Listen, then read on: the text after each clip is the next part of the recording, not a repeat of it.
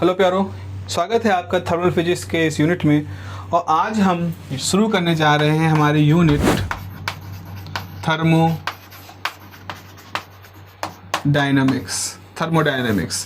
Thermodynamics एक ऐसी unit है जिसमें हम थर्मल एनर्जी की मोशन के बारे में बात करेंगे। हम बात करेंगे कि कैसे थर्मल एनर्जी जो होती है वो डिफरेंट सिस्टम्स में या सिस्टम के अंदर डिफरेंट पार्ट्स में मूव करती है। आप कहोगे सर ये क्या चीज़ है, क्या ऐसा कुछ सामान्य जीवन में देख सकते हैं? बिल्कुल देख सकते हैं। जब आपको बुखार होता है, आप किसी को बुखार में देखते हो तो एक उपचार है, प्राथमिक उपचार की तरह से ही आप देखते हो कि उसके सिर पर गर्म पट्टियाँ रखी जाती हैं, उसके सर पर ठंडी पट्टियाँ रखी जाती हैं। ये कहा जाता है कि भाई एक बर्फीला पानी, ठंडा पानी लेकर के इसके सिर पे रखो। उससे क्या होता है कि जो बॉडी का टेम्परेचर है वो उस गर्म पट्टी को ट्रांसफ़र होता है और वो पट्टी गर्म हो जाती है। तो एक तरह से वो शरीर की हीट को कंट्रोल करती है, क्योंकि दिमाग वगैरह है, ये सब हमारे नर्व्स होते हैं, बहुत ही सेंसिटिव होते हैं। तो उस बुखार के ताप को अगर बहुत देर तक बना रहने दिया जाए तो फिर किसी को भ्रम होना शुरू हो जाता है, कोई तमाम तरह के उसको बेहोशी ऐसे होने लगते हैं, बट उससे कंट्रोल होता है। इवन छोटे बच्चों में ये होता है कि भाई अगर इसको बुखार हो रहा है तो कंट्रोल करने के लिए क्या है, इसको नहला दो।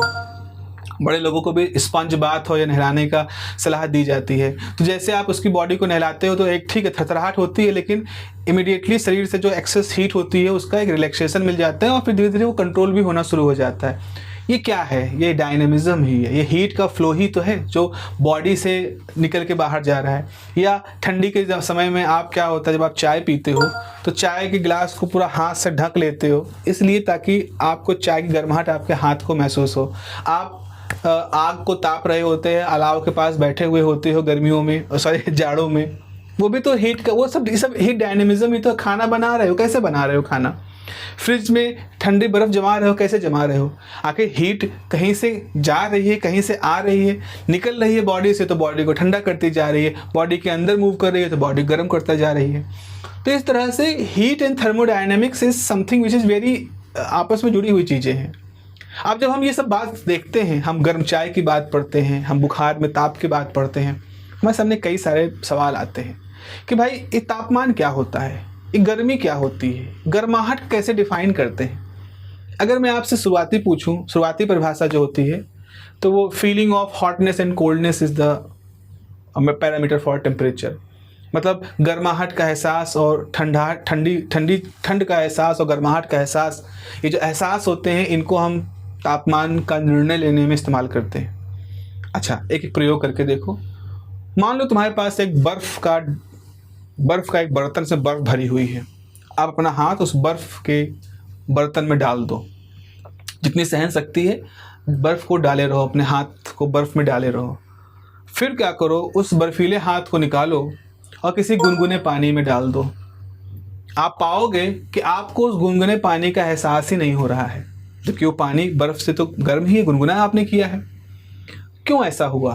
कारण ये हुआ कि जो हम ये एहसास वाली जो बात कर रहे थे, हॉटनेस एंड कोल्डनेस वाली बात जो कर रहे थे, उसके लिए हम डिपेंडेंट थे अपने सेंसर्स पर, अपनी त्वचा की सेंस करने की क्षमता पर। लेकिन हमारी त्वचा की सेंस करने की क्षमता जो है वो और भी पीछे खून के प्रवाह और दिमाग के सिग्नल, इन सब पे डिपेंड करती है। तो जिस समय आपने बर्फ़ में अपना हाथ डाला था तो एक तरह से शरीर की जो क्षमता, जो शरीर की जो लड़ने वाली सिस्टम है, उसका जो डिफेंस सिस्टम है, उसने क्या किया था, कुछ इस तरह से उस हिस्से में चूँकि टेम्परेचर था तो बर्फ़ एक तरह से समझ लो खून का प्रवाह थोड़ा सा कम कर दिया उस तरफ, ऐसा कुछ कंट्रोल किया कि आपका हाथ सुन्न हो चुका था। क्योंकि अगर लगातार फ्लो होता रहता तो पूरी बॉडी में ठंडक फैलती रहती खून की, तो उसने किसी तरह से आपके हाथ को सुन्न कर दिया ताकि वो उतना ज़्यादा खून का प्रवाह उधर ना जाए और बॉडी में टेम्परेचर मेंटेन रहे। तो आपका हाथ सुन्न हो गया। अब सुन्न होने का मतलब है वो जो सेंस था, एहसास वाली बात थी, वो इसमें कम हो गई। इसीलिए जब आपने बर्फ़ से निकाल भी लिया तो भाई कुछ सेकंड का तो समय लगेगा ना बॉडी को रिकवर करने में, खून को फिर से वहाँ पहुँचाने में, वहाँ की ठंडक जाएगी तब। उसी बीच में आपने उठा करके उसको अगर गुनगुने पानी में डाल दिया हाथ को, तो शरीर इतनी तेज़ी से रिएक्ट नहीं कर रहा है, वो सिग्नल नहीं कैच कर रहा है, तो उस समय के लिए आपको ठंडे पानी और गर्म पानी का वो जो एहसास करने वाली बात है वो ख़त्म हो चुकी होगी आपके पास। तो आप कैसे अब जब ये सिस्टम इस तरह से हैक किया जा सकता है, sense of feeling of hotness and feeling of coldness को, तो हम क्या इस पे रिलाई कर सकते हैं कि इससे टच करके कहें हाँ देखो ये गर्म है, ठंडा है? आपको बुखार है, आपने किसी को टच किया, आपको उसकी बॉडी गर्म दिखाई पड़ेगी, वो ठंडी दिखाई पड़ेगी क्योंकि आप उससे ज़्यादा बुखार में तप रहे हो। आप नॉर्मल है तो किसी को हरारत भी है तो आपको उसकी बॉडी गर्माहट समझ में आएगी। तो इस तरह से शुरुआत के दिनों में जब थर्मल फिजिक्स वगैरह की बातचीत चल रही थी तो एक सवाल निकल के आता है कि भाई क्या करें, हम टेम्परेचर कैसे डिफाइन करें? टेम्परेचर को डिफाइन करने का तरीका क्या है? जबकि थर्मामीटर स्केल बन चुके थे, तो थर्मामीटर स्केल बन चुके हैं, केल्विन, सेल्सियस, स्टील सब बन चुके हैं, लेकिन अभी भी हमारे पास कोई ऐसी पुख्ता परिभाषा नहीं थी तापमान को डिफाइन करने की।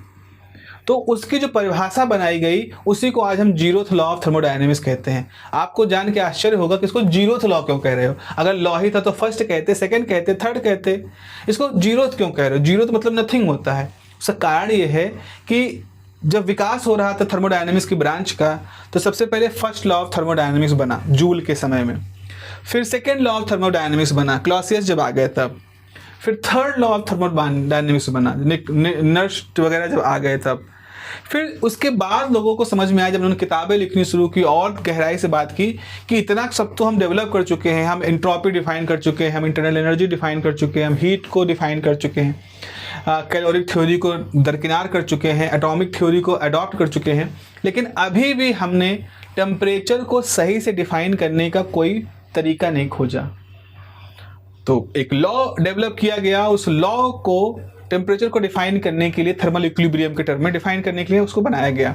लेकिन जब नंबर देने की बात आई कि भाई क्या किया जाए, क्या इसको फोर्थ लॉ ऑफ थर्मोडायनेमिक्स कह सकते हैं, तो लोगों में बहस छिड़ी कि भाई फोर्थ लॉ ऑफ थर्मोडायनेमिक्स तो ऐसा था जैसे फर्स्ट लॉ ऑफ थर्मोडायनेमिक्स में हमने वर्क, हीट, इंटरनल एनर्जी जैसी बेसिक चीज़ें बताई, फिर सेकेंड लॉ ऑफ थर्मोडायनेमिक्स थोड़ा सा डेवलप होकर के हमने एंट्रोपी जैसी चीज़ बताई, फिर थर्ड लॉ ऑफ थर्मोडायनेमिक्स में हमने एब्सोल्यूट जीरो टेम्परेचर पर जा करके और माइक्रो स्टेट वाली बातें बताई। मतलब फर्स्ट में हमने कुछ बताया, उससे डेवलप सेकेंड में, उससे डेवलप थर्ड में। तो फोर्थ लॉ ऑफ थर्मोडायनेमिक्स को तब कहना चाहिए जब ये थर्ड लॉ से भी डेवलप कोई जानकारी दे, लेकिन असल में इस लॉ से तो हम फर्स्ट लॉ से पहले की भी जो टेम्परेचर को डिफाइन करना चाहिए उसकी जानकारी ले रहे हैं।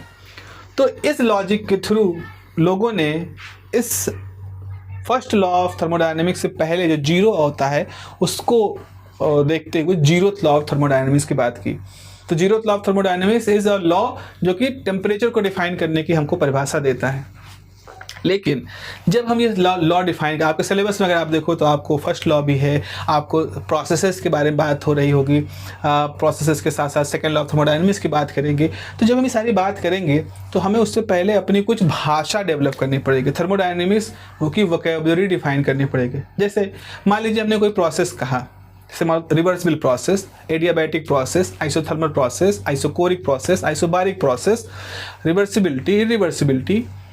तो जब हम ये सब डिफाइन कर रहे होंगे तो उसमें कुछ वर्ड इस्तेमाल करेंगे, system, boundary, open system, close system. तो ये सब टर्म क्या हैं? इनको अगर यूज करोगे तो आप ज़्यादा बेहतर आंसर बना पाओगे। तो कोई भी लॉ पढ़ने से पहले, जीरो, फर्स्ट, सेकंड जो भी है हमारे सिलेबस में, उनको पढ़ने से पहले हमें पढ़ना क्या पड़ेगा? हमें पढ़ना पड़ेगा उन शब्दों को, जिन शब्दों के आधार पर हम अपनी पूरी व्याख्या करने वाले हैं, जिन शब्दों को यूज करके हम अपने लॉज ऑफ थर्मोडायनेमिक्स को आगे डिफाइन करेंगे। सबसे पहले हम उसको समझ लें, उसको जान लें, फिर आगे की जो भी कुछ बातचीत होगी वो हम लोग करेंगे। तो यहाँ पर आप लिख सकते हो कि बिफोर द स्टडी ऑफ, लिख दो, मैं बोल रहा हूँ आप लिख दो, before the study of zeroth law of thermodynamics, before the study of, क्योंकि आपका सिलेबस जीरोथ लॉ से शुरू होता है, before the study of zeroth law of thermodynamics, it is important to define the basic terminology, it is important to define the basic terminology of thermodynamics, of thermodynamics. तो इस terminology में जो पहला शब्द आता है वो पहला शब्द होता है सिस्टम। आज हम यही डिफाइन करेंगे, आज के लेक्चर में हम इन बेसिक चीज़ों को डिफाइन करेंगे। और मैं यही कहूँगा कि आप ये मत सोचिएगा अरे सर आपने भी क्या अभी जीरोथ लॉ ऑफ थर्मोडायनेमिक्स हमारा सिलेबस है, आप ये सिस्टम ये सब शुरू कर रहे हो। देखो अगर आप चाहो तो इस वीडियो को यहीं से छोड़ के जा सकते हो, मेरा कोई आपके साथ यहाँ पर ज़बरदस्ती वाली बात नहीं है, लेकिन मेरी सलाह ये रहेगी कि अगर सच में कुछ समझने के लिहाज से करना चाहते हो तो ABCD तो आपको सीखना पड़ेगा। आप सोचो कि सर मैं तो न्यूज़ रीडर हूँ, मैं तो न्यूज़ लिखने के लिए आपसे सीखने आया हूँ और आप मुझे ग्रामर के रूल सिखा रहे हो, तो मेरा आपको यही जवाब होगा कि अगर तुम फंडामेंटल्स पे काम नहीं करोगे तो कितने सारे ट्रिक सीखोगे, कितने सारे तरीके सीखोगे, दिमाग तुम्हारा प्रेशर कुकर बन जाएगा, लेकिन फिर भी कुछ कर नहीं पाओगे। इसीलिए हमेशा शुरुआत करो बेसिक्स से। बेसिक्स सीख लो तो फिर तुम भी अपने हिसाब से बिना मेरी सहायता के भी आप उस बेसिक्स की सहायता से आगे अपनी इबादत खुद अपनी क्या लिखते हैं, इबादत नहीं, इबारत आप खुद से लिख सकते हो। सिस्टम क्या होता है? सिस्टम जैसे आप समझें कि इसका एग्जाम्पल समझें, जैसे मान लीजिए आपको पानी को उबलते हुए देखना है, उसकी स्टडी करनी है। तो घर के अंदर आपने एक भगोना उठाया और उस भगोने में पानी भरा, उसको गैस पे चढ़ा दिया, गैस जला दी, अब पानी उबलने वाला है और आप खड़े होकर के उसको टेम्परेचर और सब लेकर के फोटो कैमरा वैमरा सब वहाँ बैठे हो। आपके किचन में बहुत सारे बर्तन थे, सिर्फ पानी नहीं था, दूध भी भरा रखा है, एक बर्तन में शहद भी रखा है, चीनी भी रखी है, लेकिन आपने उन सबका चुनाव नहीं किया। आपने उतने सारे अवेलेबल ऑप्शन में से केवल, चूंकि आपको पानी की ही स्टडी करनी थी, इसलिए आपने पानी को ही इस भगोने में रख करके वो सारा काम किया। तो आप जिस सिस्टम को चुनाव, मतलब सिस्टम का मतलब होता है आप जिस ऑब्जेक्ट का चुनाव करते हो उसकी थर्मोडायनेमिकल स्टडी करने के लिए उसी को ही, उसी एंटिटी को हम सिस्टम कहते हैं। तो उस समय किचन के अंदर बहुत कुछ मौजूद है, लेकिन चूंकि वो गर्म पानी की ही मुझे स्टडी करनी है, उसी को मुझे नहाने के लिए यूज करना है, तो मेरे लिए उस समय वो गर्म पानी ही सिस्टम है। उसके अलावा उस किचन में, उस घर में, उस दुनिया में जो कुछ भी वो सब सराउंडिंग है। मेरा इंटरेस्ट उस समय सिर्फ उस एंटिटी यानी कि उस पानी में ही है। तो दैट इज द सिस्टम। और except system everything is bound surrounding. तो अगर उबलते हुए पानी के अलावा जो कुछ भी है घर में, जो कुछ भी है, मैं घर में, लोग, दीवार, gas cylinder, everything is surrounding. अब ये सराउंडिंग और सिस्टम को बांट कौन रहा है? भगोने की दीवारें, आपका बर्तन जिसमें गर्म हो रहा है पानी, तो वो ऐसा है कि वो पानी को होल्ड किए, खाली हीट उसमें जा रही है, पानी नहीं गैस चूल्हे में घुस जा रहा है। तो दैट भगोना इज द बाउंड्री। तो तीन चीजें आपको यहां पर पढ़नी है। कौन कौन सी तीन चीजें पढ़नी है? पहला, सिस्टम क्या होता है जिसके हम स्टडी कर रहे हैं, वो हमारा सिस्टम है। कल को हमने भगोना उठाया, दूध गर्मा दिया, चाय चढ़ा दी, तो चाय हमारा सिस्टम हो गया, चाय का बर्तन हमारा बाउंड्री हो गई। और अब वो जो पानी था वो सराउंडिंग में आ गया, क्योंकि अब मेरा उसमें इंटरेस्ट नहीं है, अब मेरा इंटरेस्ट चाय में। नाउ चाय सिस्टम, उसका भगोना is the boundary and the पानी इज द सराउंडिंग। और फिर पता चला अरे चाय पीने के समय नहीं है, नहाएं जल्दी से जाएं, जाड़े के दिन है, हमने चाय उठा के रखी इधर और उठा के तुरंत भगोना रख दिया। नाउ भगोना रख दिया, पानी भरा, नाउ दैट पानी इज द सिस्टम, भगोना is the boundary and now the chai is the surrounding. I hope you got the thing. तो जिसकी स्टडी कर रहे हैं, जिसके प्रति हमारा रुझान है, वही सिस्टम है, और बाकी जो कुछ सराउंडिंग है, और सिस्टम को सराउंडिंग से अलग करने वाली जो भी कुछ चीजें हैं, दैट इज द बाउंड्री। आपने चाय को फ्लास्क लिया, आपको कहीं मान लो हॉस्पिटल में आपको चाय लेके जानी है किसी परिचित को देने के लिए, आपने थर्मस खोला, उसके अंदर चाय भरी, थर्मस बंद कर दिया। अब थर्मस बंद कर दिया तो थर्मस जो पूरा है वो एक सिस्टम हो गया, और उसके बाहर जो कुछ भी वो सराउंडिंग है। और थर्मस की दीवारें जो चाय को ठंडा नहीं होने दे रही, अंदर जो फ्लास्क है, that is the boundary. Simple. तो लिख लेते हैं सिस्टम के बारे में। तो यहां पे लिखेंगे इसके बारे में, to study the behaviour of substance, to study the behaviour of substance thermodynamically, we select or consider only a section of a substance. किसी सब्सटेंस की थर्मोडायनामिकल स्टडी करने के लिए हम उस सब्सटेंस के किसी हिस्से का चुनाव करते हैं। Consider only a section of a substance So experiments are performed only on this section. It is performed only on this section and is called system, और इसको नाम दिया जाता है सिस्टम को। ठीक है, ये है टेक्निकल परिभाषा। फिर आती है बात सराउंडिंग की। भाई सराउंडिंग क्या होती है? Everything outside of the system, जिसमें हमारा इंटरेस्ट नहीं है, it is surrounding. Everything outside of the system is called the surrounding. सीधी सी परिभाषा है, everything outside of the system, outside of the system is surrounding. So एक सेक्शन मतलब एक हिस्से की अगर आप स्टडी कर रहे हो और उस हिस्से को जिसकी स्टडी आप कर रहे हो उसको आप सिस्टम कहोगे, और सिस्टम के अलावा बाकी जो कुछ भी है दैट इज सराउंडिंग। तो अब बात आती है बाउंड्री। बाउंड्री क्या है? बाउंड्री सेपरेट करती है सिस्टम को सराउंडिंग से। बाउंड्री एक ऐसी एंटिटी होती है जो कि सिस्टम और सराउंडिंग के बीच में अंतर लेके आपके सामने आती है। तो यहाँ पे लिखोगे बाउंड्री सेपरेटेड the system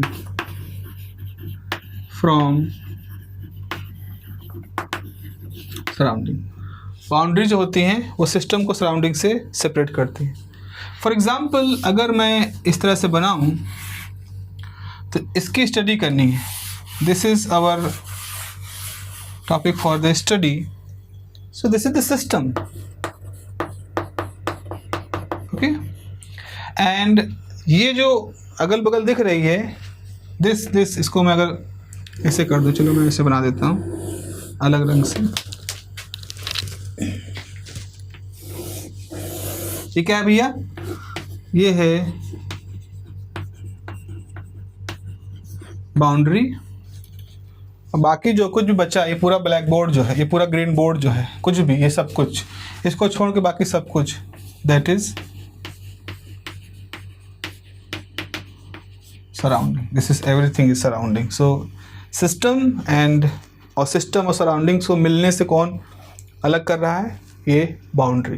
तो आप देख रहे हो यहाँ बाउंड्री फिजिकली बनी हुई है ना, यहाँ एक बाउंड्री फिजिकली बनी हुई है।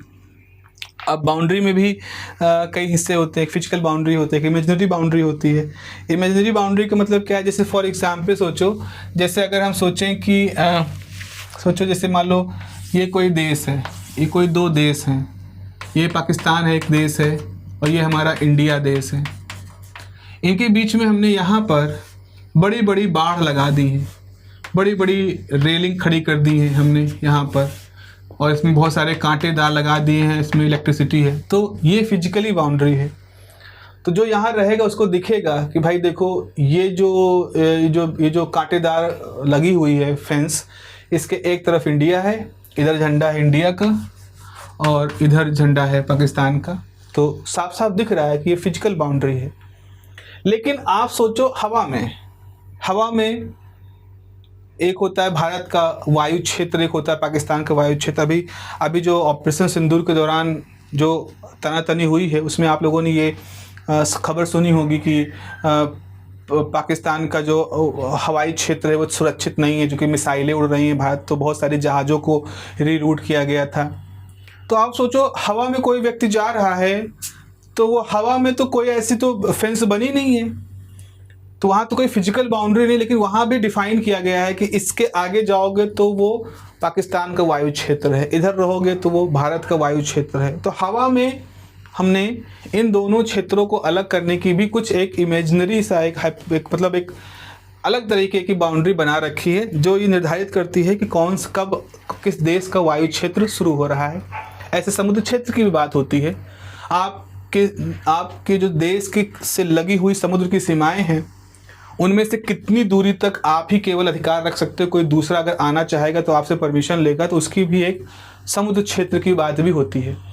तो वो कैसी बाउंड्री की बात हो रही है, वहाँ कोई फिजिकल बाउंड्री नहीं है, हवा में कोई फिजिकल बाउंड्री नहीं है। इट इज़ एक दूसरी तरह की, मतलब बाउंड्रीज की भी प्रकार की बात कर रहे हैं, बट थर्मोडायनामिकल इंजीनियरिंग, मैकेनिकल इंजीनियरिंग में ये सब थोड़ा ज़्यादा इंपॉर्टेंट रोल प्ले करता है। बट अभी आपको बस इतना समझो लॉजिकली कि ये बाउंड्री है, सिस्टम है और सराउंडिंग है। इसके बाद अब हम टाइप्स ऑफ सिस्टम की बात करते हैं, कितने प्रकार के सिस्टम्स होते हैं। तो अगली हेडिंग बच्चों आप लोग लिखोगे टाइप्स ऑफ सिस्टम। एक बार मैं ज़रा फ़ोन देख लूँ, चूँकि इसके पहले भी रिकॉर्डिंग कर रहे थे तो कहीं हिटअप ना हो गया हो। ठीक है, चल रहा है। चलिए अब हम बात करते हैं टाइप्स ऑफ सिस्टम की। तो सबसे पहले हम शुरू करते हैं आइसोलेटेड सिस्टम।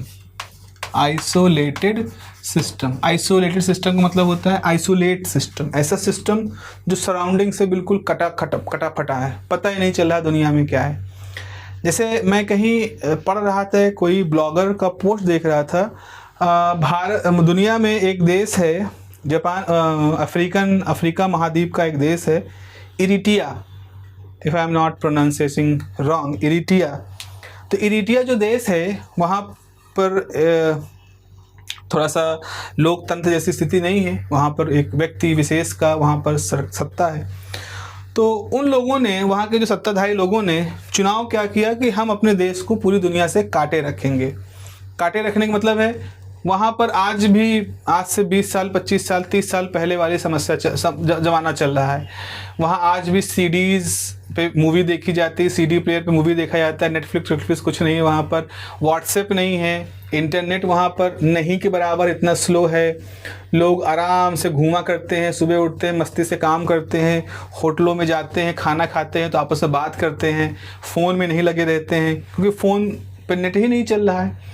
नेट लेने के लिए आपको साइबर कैफ़े जाना पड़ेगा, वहाँ के वाईफाई में आपको यूज़ करना पड़ेगा। अगर एक मोबाइल फ़ोन, अगर आपको एक फ़ोटो डाउनलोड करनी है तो उसमें जमाने लग जाएंगे, बहुत हुआ तो 1-2 मैसेज आप भेज सकते हो घंटा 2 घंटा में। यूट्यूब वीडियो देख लो, अरे ये तो भूल जाओ, ये तो सपना है, तो लग्जरी में आ जाता है वहाँ पर।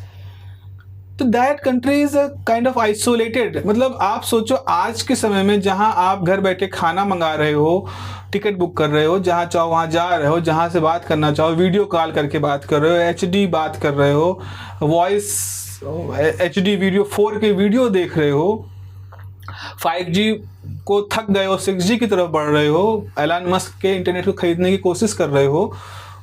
उसी दुनिया में एक ऐसा भी देश है जिसको कोई मतलब ही नहीं है। वहाँ वही पुराने ज़माने कारें, कोई इलेक्ट्रिक कार नहीं, CD पे अपना कैसेट पे गाने सुन रहे हैं लोग। आज भी मूवी थिएटर में जाकर के फिल्में देखने जाते हैं, मतलब 2025 की बात है। तो that is an example of isolated country, nothing to do with. अब वो मजबूरी में ऐसा कर रहे हैं, ऐसा नहीं खुशी खुशी कर रहे हैं, लेकिन कोई मतलब नहीं, कोई आदान प्रदान ही नहीं है, कुछ लेना देना ही नहीं है। होगा दुनिया कहीं जा रही होगी, चांद में चली जाए, पूरी दुनिया खाली हो जाए, पहुँच जाए कहीं, वो लोग मस्त हैं अपने में, हैप्पी हैं।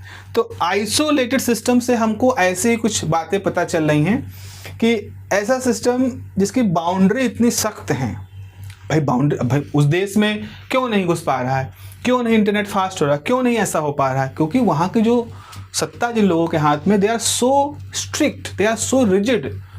ऐसा ना हो कि हमारे देशों लोगों को तमाम तरह की दुनिया में होने वाली क्रांतियों की, विद्रोहों की और की रियल टाइम में खबर हो जाए, उनको एहसास होने लगे कि स्वतंत्रता की आवाज़ में कितना दम होता है। इस दुनिया में वहाँ स्वतंत्रता की आवाज़ हुई, वहाँ अरब स्प्रिंग हुआ, वहाँ पे गद्दाफ़ी को सत्ता पलट दी गई, वहाँ पर ये हो गया, सद्दाम हुसैन के साथ ये हो गया, और मतलब बहुत सारा कुछ हुआ है दुनिया में।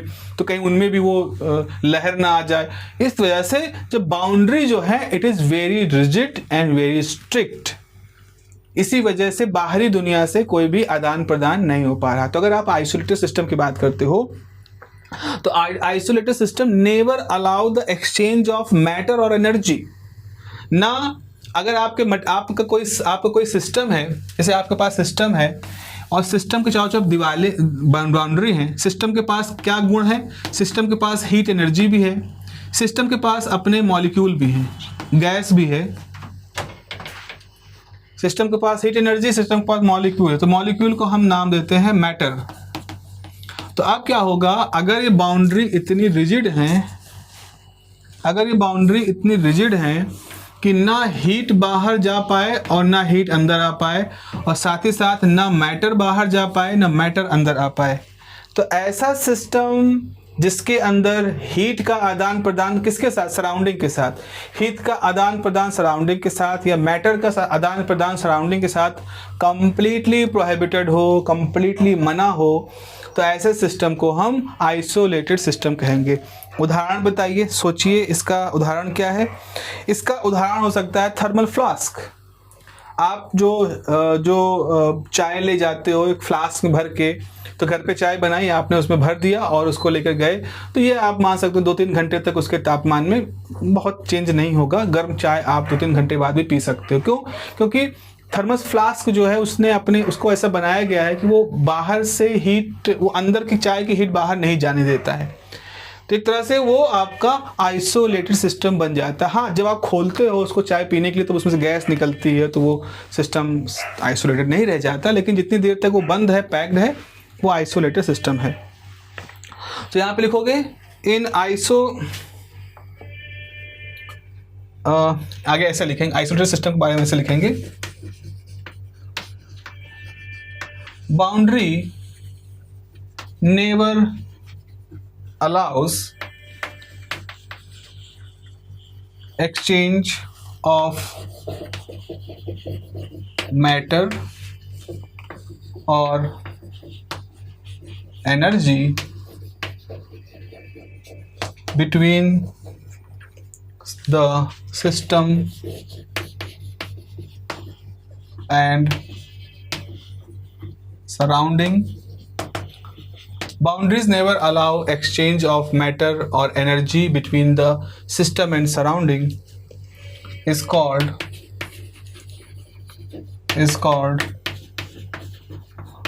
isolated. उसको isolated system कहेंगे। Since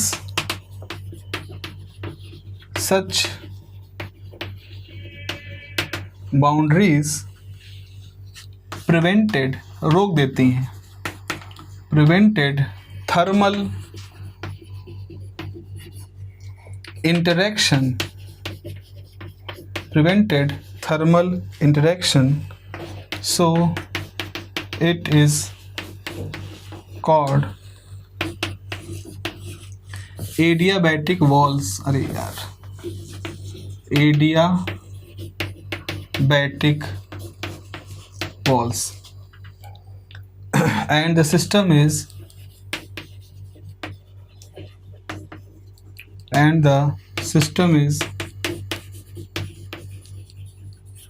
thermally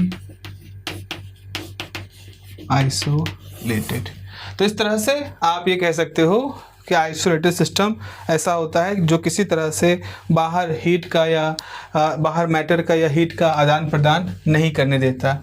तो इसको हम ऐसे लिख सकते हैं, अगर इस डायग्राम को बनाना चाहें तो ये आपका सिस्टम है, डबल साइडेड एरो बना दें, और इस पर आप अपने पास एक लाल पेन से कट लगा दें, और कट लगाने के बाद आप यहाँ पे लिख दें हीट एंड मैटर। इसका मतलब है कि जो सिस्टम है, SYSTEM, जो सिस्टम है और जो सराउंडिंग है, इसके बीच में जो हीट का आदान प्रदान करने का मतलब है सिस्टम से हीट जा रही सराउंडिंग में या सराउंडिंग से हीट आ रही सिस्टम में, ये भी मना है, कट का निशान लगा है। सिस्टम से मैटर जा रहे हैं बाहर से मैटर आ रहे हैं सिस्टम के अंदर, वो भी मना है। मैटर का मतलब आप समझ लो मॉलिक्यूल से है। तो जब आप थर्मस को कस देते हो तो उसके अंदर से भाप भी बाहर नहीं निकल पाती, क्योंकि भाप निकलेगी तो अपने साथ हीट एनर्जी लेके चली जाएगी, तो दैट इज़ नॉट अलाउड।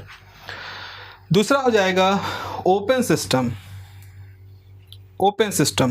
तो जैसा कि नाम है, ऐसे सिस्टम जो कि अलाउ करते हैं कि हीट भी बाहर जा सकती आ सकती है और एनर्जी भी बाहर आ जा सकती। ऐसे ओपन सिस्टम से हम लोग एक ओपन सिस्टम हमारे देश को माने तो हम लोग क्या करते हैं, हम हर तरह के विचार को ग्रहण करते हैं, भले ही वो क्रिटिसाइज भी करें। कई बार लोग लगाते हैं कि तो देशद्रोह जैसा विचार है, लेकिन फिर भी एक्सेप्टेबल है। लोग ठीक है, इतना नहीं कि उनको सरेआम चौराहे पे मार दिया जा रहा है ये कह के कि तुम्हारी बात देशद्रोह जैसी लग रही है, ठीक है, वो भी सर्वाइव कर रहे हैं, वो भी अपना ट्विटर बनाए सर्वाइवल में है, वो भी अपने फॉलोअर्स बनाए हैं, वो भी अपने विचारकों का एक समूह लेके घूम रहे हैं। सो हम जैसे सिस्टम, ऐसे सिस्टम जो कि अलाउ करते हैं कि बाउंड्री के थ्रू एनर्जी भी आ जाए आके मतलब आए जाए और मैटर भी आए जाए, उसको ओपन सिस्टम कहते हैं। तो इसको भी लिख लेते हैं। अगला हो जाएगा ओपन सिस्टम। ओपन सिस्टम इसमें लिखोगे such systems has boundaries that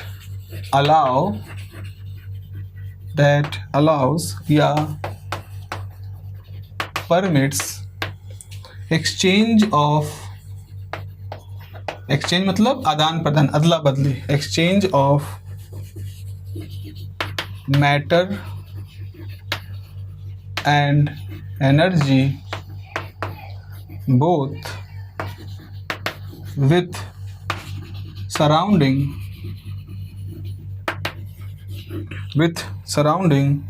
is called open system। अब बाउंड्री कैसा होती है, क्योंकि बाउंड्री से तो सब कुछ आ जा सकता है, तो यहाँ पे लिखेंगे due to exchange of heat between, सही से लिखें इसको, between system and surrounding, the boundary walls are called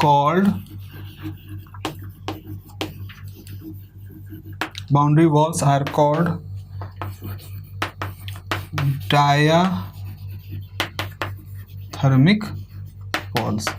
तो दीवालों क्या कहते हैं, डायाथर्मिक वॉल। तो अब ऐसा क्या होता है, अब ये हो गया, इसी डायग्राम को आप ऐसे बना सकते हो कि हीट भी आ जा सकती है और मैटर भी आ जा सकता है। सिस्टम से हीट भी सराउंडिंग में आ जा सकती है, मैटर भी आ जा सकता है। तो this is called the heat matter exchange, यानी कि ओपन सिस्टम कहते हैं। और जो दीवारें ऐसा करने में सक्षम होती हैं उनको डायाथर्मिक वॉल कहते हैं। जबकि क्लोज सिस्टम में, आइसोलेटेड सिस्टम में क्या था, आइसोलेटेड सिस्टम में जो दीवारें थी उनको एडियाबैटिक वॉल्स कहते हैं। अब जो एडियाबैटिक और डायाथर्मिक है, इनके बारे में आगे हम जब प्रोसेस पढ़ेंगे, एडियाबैटिक प्रोसेस और आइसोथर्मल प्रोसेस, तब वहाँ पर बात करेंगे। तो मेरे ख्याल से इसको लिख लिया होगा। अब मैं इसको साफ़ कर दे रहा हूँ और आखिरी जो तीसरा सिस्टम हमारे पास है उसकी बात करते हैं। प्यारो, हमारा तीसरा सिस्टम जो है उसे नाम दिया जाता है क्लोज सिस्टम। क्लोज सिस्टम वो होते हैं जो कि हीट को आने जाने को तो परमिट करते हैं, लेकिन मैटर को आने जाने को परमिट नहीं करते। आप ऐसा समझ सकते हो कि इन्फॉर्मेशन एक देश से दूसरे देश, जानकारी तो आती जाती रहती है, लेकिन लोग आते जाते नहीं। जैसे अगर मैं कहूँ से नॉर्थ कोरिया है, तो हम नॉर्थ कोरिया समान रूप से नहीं जाते, या पर्यटक नॉर्थ कोरिया समान रूप से नहीं जाते, या नॉर्थ कोरिया के पर्यटक समान रूप से हमारे यहाँ नहीं आते।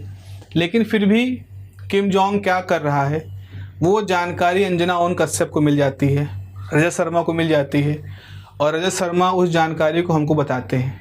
ऐसे ही पूरी दुनिया की भी जानकारी भी वहाँ पे मिलती होगी, तभी उनके हैकर्स भी काम करते हैं। तो क्लोज सिस्टम क्या होता है, सिस्टम होते हैं कि जो बाउंड्री ऐसी होती है जो कि अलाउ करती हैं exchange of heat but not the matters. ठीक है, तो दीवारें जो होती है वो हीट को एक्सचेंज कर सकती है, यानी कि डायाथर्मिक वॉल होती है जैसे कि ओपन सिस्टम की होती है, लेकिन रिजिड होती हैं जिससे मैटर उनसे बाहर नहीं जा पाता। तो ये वैसा हो गया जैसे आपने लोहे का एक ग्लास लिया, उस पर चाय भर के उस पर चूड़ी कस दी। तो चूड़ी कसने से क्या हुआ, अंदर से भाप तो बाहर नहीं निकल पा रही, लेकिन चूंकि जो स्टील की दीवारें हैं उनसे जो है हीट बाहर जा रही है, तो चाय अंदर अंदर ठंडी हो जाएगी, पर भाप बाहर नहीं जाएगी। तो इसको क्लोज सिस्टम कहेंगे। तो क्लोज सिस्टम यहाँ आप लिखोगे the boundaries of close system allow exchange of heat but not matter. So the walls are diathermic in nature in closed system. I'm sorry for my this writing, बहुत थोड़ा सा खिंचाव सा हो जा रहा है, रिजिड थोड़ा सा, चौक सख्त है, and the board is also bit rough, so इस वजह से थोड़ा ज़्यादा इस पर मुझे डिस्टॉर्टेड लग रही है। तो अगर ना समझ में आए तो मैं बोल भी रहा हूँ तो आप जूम करके देख लीजिएगा, ठीक है बच्चा। तो यहाँ पर हम लोगों ने ये बात कर ली आपके साथ में कि सिस्टम्स कितने तरह के होते हैं। अगले लेक्चर में हम थोड़ी सी बात करेंगे इक्विलिब्रियम स्टेट की, चूँकि थर्मल इक्विलिब्रियम को डिफाइन करना पड़ेगा जीरोथ लॉ ऑफ थर्मोडायनेमिक्स में। हम थोड़ी सी बात करेंगे थर्मोडायनेमिकल वेरिएबल क्या होते हैं, जैसे प्रेशर, टेम्परेचर, ये सब वॉल्यूम, ये सब थर्मोडायनेमिकल वेरिएबल होते हैं।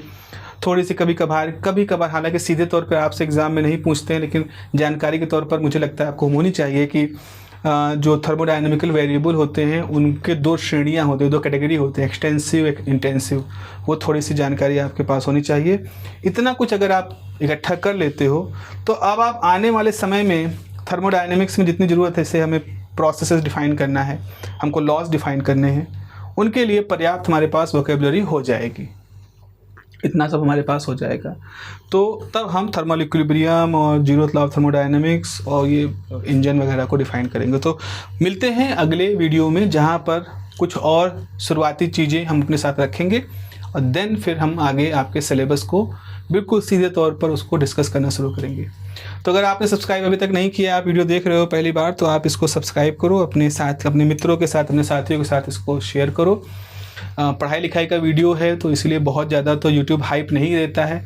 तो अगर आप वीडियो जब देख रहे होते हो तो उसमें जब आप लाइक देते हो तो उसमें एक हाइप का ऑप्शन आता है, तो आप उस हाइप के ऑप्शन को भी यूज करिए। जो पॉइंट्स मांगता है, जो आप पॉइंट दे सकते हो पॉइंट दीजिए। आपकी जेब से वैसे कुछ खर्चा नहीं होगा, लेकिन ये है कि YouTube को पता चल जाएगा कि ये जो वीडियो है इसको लोग पसंद कर रहे हैं, it is a valuable video. भले इसके व्यूवर्स कम हैं, लेकिन जितने लोग हैं वो इसको हाइप दे रहे हैं, इसको पसंद कर रहे हैं। चलिए मिलते हैं अगली क्लास में, और अगली क्लास में हम लोग बात करेंगे further more terminologies about the thermodynamics, and then we'll try to start the basics of zeroth law of thermodynamics from that video. Have a nice day. Take care. Bye bye.